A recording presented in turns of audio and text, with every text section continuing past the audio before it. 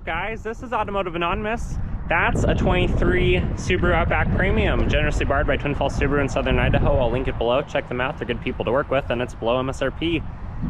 Otherwise, thanks for watching my video. Let's get right to it. We're gonna do some specs, a walk around, some driving impressions, and a 0 to 60 with an actual GPS so that you know what you're getting if you're considering Subaru Outback.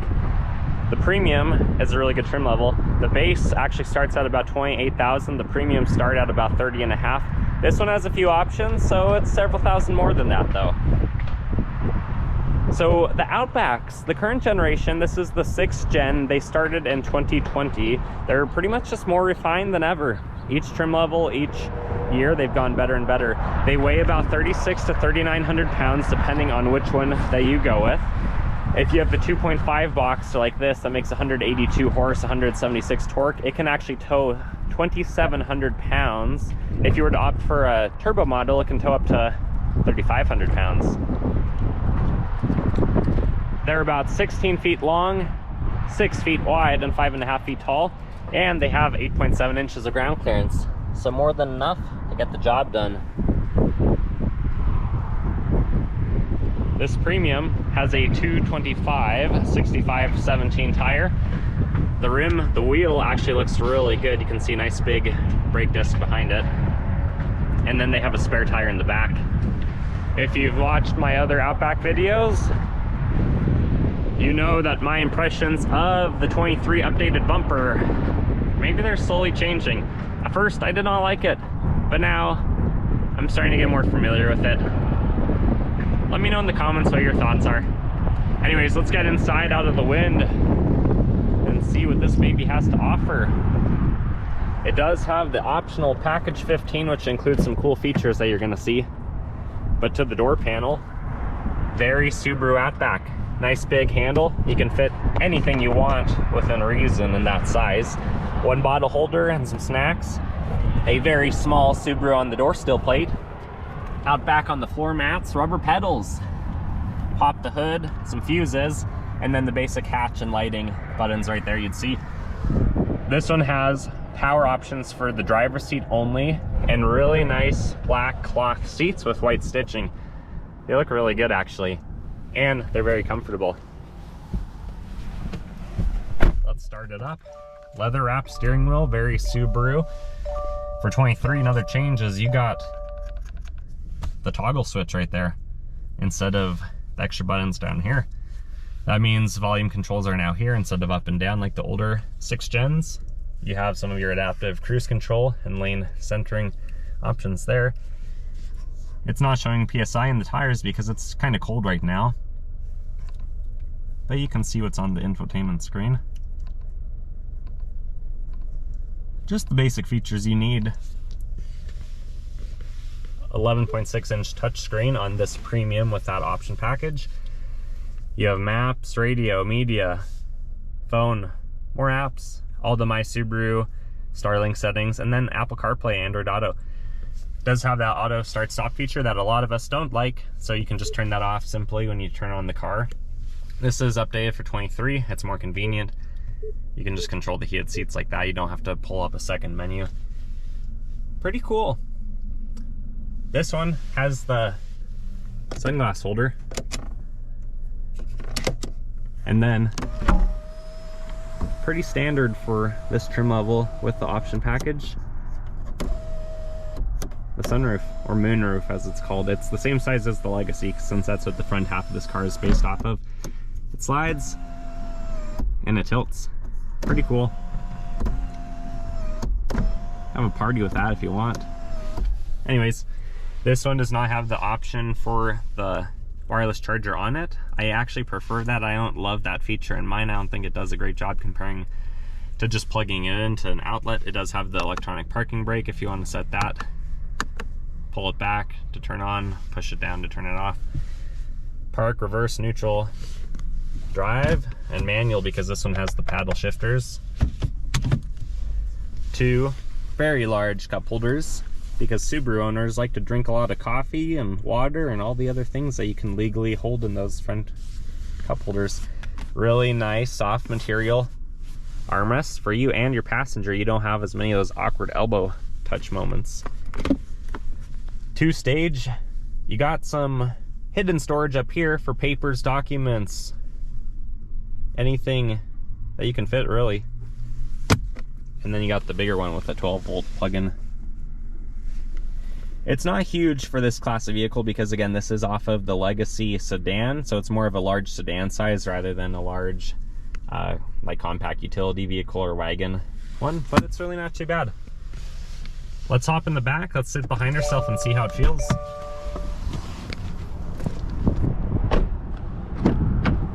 Very nice door panel, big handle, pretty fair sized cubby. Cloth seats, they look pretty good. These ones do recline just like all the Outbacks. And you can then drop the 60-40 split right there. At 5'11", I can sit behind myself comfortably and be a backseat driver and tell the people up there, hey, wrong turn. Hey, speed up, what you doing? Whatever you really need to do. I think you're gonna be able to find it back here. You do have vents, and then you do have plugins, but this model does not actually have the heated seats like the upper trim levels do. And then, if you don't have that 5th passenger, at least not in the middle row, you have 2 cup holders. Nice, big, wide armrest. And it's actually, again, very comfortable. I really do like the cloth seats in here. Let's go to the hatch and see what you get. Part of the option 15 package on this one is you do get the pin code that you can set right there. I have a video on how to set that. It's pretty cool, check it out. Otherwise we're just gonna do the one-touch lift. Power lift is also an option on this package. And then we have about 33 cubic feet of space back here with the seats up. If we decide to drop the seats, you get about 75, so more than enough to car camp. Or you could haul just about anything but a large mattress back here. Cubby behind the wheel well, another one over here with mesh. You have more plugins and tie downs, 12-volt right there. You have the all-weather mat back here, which is a really nice option. And then this is where the spare temporary tire hides. Right here, you can see the cutouts. You can fit the sunshade if you don't want it up there. And then there it is, there's the tire. There's a few more pieces of equipment underneath for tools if you didn't find what you need here, like the eye bolt, the screwdrivers, the jack, the temporary jack, everything. You can hide some more stuff down here. It's a pretty good storage space, really. We're gonna do the one-touch drop. There's that 8.7 inches of ground clearance with a pretty decent departure angle. When the vehicle is unlocked, the gas fill door is unlocked, but if the vehicle's locked, so is that. You see the nice chrome trimming around on this one. It kind of matches the theme of the wheels. Door panel, basically identical to the other side. Our passenger sits very comfortably back here.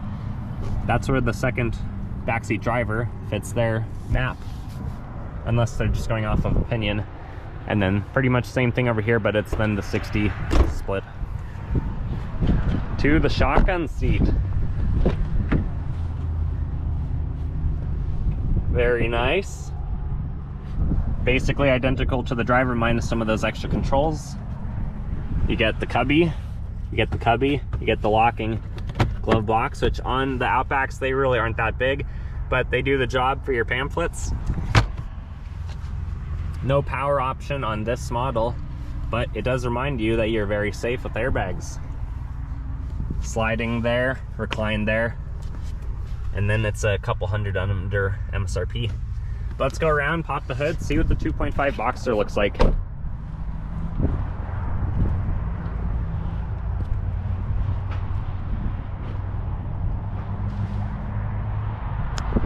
There it is, the 2.5 Boxster naturally aspirated 182 peak horse. Does a pretty adequate job if you're not in the mountains, and it can breathe well. Everything's pretty straightforward on these. Battery right up front, windshield reservoir, coolant reservoir to the radiator, top mount oil filter, 0W20 engine oil fill cap, brake reservoir. Over here you got the dipstick on the left, got the alternator on the top, and then you get ducting through the grill, through the air filter, through more baffling and things to quiet down the noise, to the throttle body, to the upper intake manifolds, and then into the cylinders so that you can make some power. All right, Not too much to look at, but there is a lot of space under the hood. It would be pretty easy to work on, in my opinion. Let's drop the hood, let's go for a drive so that we can do some initial impressions and then 0 to 60.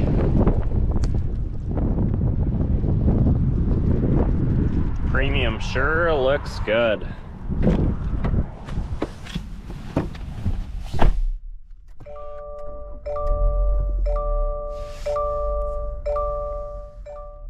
Initial driving impressions of the 23 Outback Premium is this is a really good trim level. By this point, I've driven most of the 9 trim levels for the 23 model year of the Subaru Outback, and I think this one really holds to its true roots as being kind of an enthusiast outdoor junkie car. You can take it camping, fishing, hiking, car camping, whatever you're going to do with it. It just makes sense in the 6th generation. It's really well developed, really refined. Everything's where you need it. Visibility is great. So much cargo capacity, as you saw in the back. Steering wheel is leather wrapped, very comfortable. Infotainment, knowing that you have Apple CarPlay, Android Auto, whatever your preference, they work really well. The HVAC, heat and cold, the vents are where they need to be. It's really a nice ride. It's very smooth. It feels pretty quiet. We're not going exceptionally fast, but there's about a 10-mile-per-hour wind today, so it does do pretty well. Some people will comment on the droniness of the Boxer and the CVT. Let's see what you think. It makes a little bit of a rattling noise, but it's really not that bad. I'd rather hear the engine than not. Handles really well. We're gonna do a U-turn right here. And we're just gonna see how it does. Turning radius is about 35 feet. Not bad at all. Having that 8.7 inches of ground clearance is super handy for people doing outdoors adventures, especially if you do a lot of highway or country driving. You don't have to worry about as many things that could be in the road. You're not swerving out of the way as unsafely. Because this has the optional package on the Premium, you get the blind spot monitoring on the mirrors, you get the heads-up display with all the adaptive cruise control, automatic braking, all of those features. It's a top safety pick plus. Those LED headlights are really bright at night, where I do a lot of driving in my wilderness at night. I don't think I'd ever want to go back to halogen bulbs again. Very smooth vehicle. Having the 2.5 Boxer, as mentioned, you get about 600 miles of range, which is just great. You can go on a lot of economical adventures. Passing power certainly is not as good as a turbo. In my testing, you'll see it's about 2 to 3 seconds slower than the equivalent turbo model. But for a lot of people, if you're not at altitude like I am, or if you're not going through the mountains, it probably doesn't matter unless you have the vehicle often loaded down with a bunch of people, a bunch of luggage, a bunch of stuff. Or if you need more power for towing, since this one can only tow the 2,700 pounds, then I'm sure you're going to feel that weight a little bit more than you would the 3,500 pounds on the turbo model.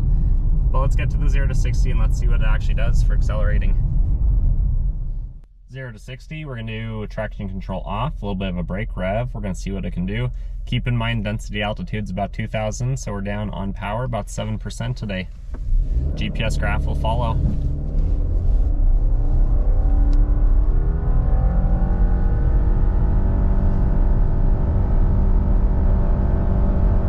True 0 to 60 came in at 8.86 without the foot of rollout, or probably a few tenths faster, maybe like 8.5, but the graph will show bottom left.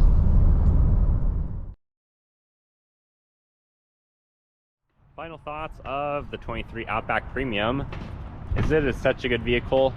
If you guys have been following my channel for any amount of time, you know that I really like Outbacks. I think the unibody, wagon, lifted, all-wheel drive design of them is great, especially in the active lifestyle that I live and that so many of millions of other people live. There's a reason why Subaru sells well over 100,000 of these every year in the US. They're just great. They can do about everything really well. For being a sedan front end, the back wagon portion sure is a whole lot more practical than most other vehicles. There's not a lot of compromise on a vehicle like this, especially when you're getting such good mileage. It's expected to last a very long time. But But if you're wondering how does it compare to the other trim levels, well, check out those videos that I've done. I think they're all good. I think it just depends on your budget and what you're comparing it to, what your expectations are. I think you get a lot of value with any of the Subarus, which is why I do so many of these videos. If you like my content, please consider liking, commenting, and subscribing. There's so much more good stuff coming. Take care, guys.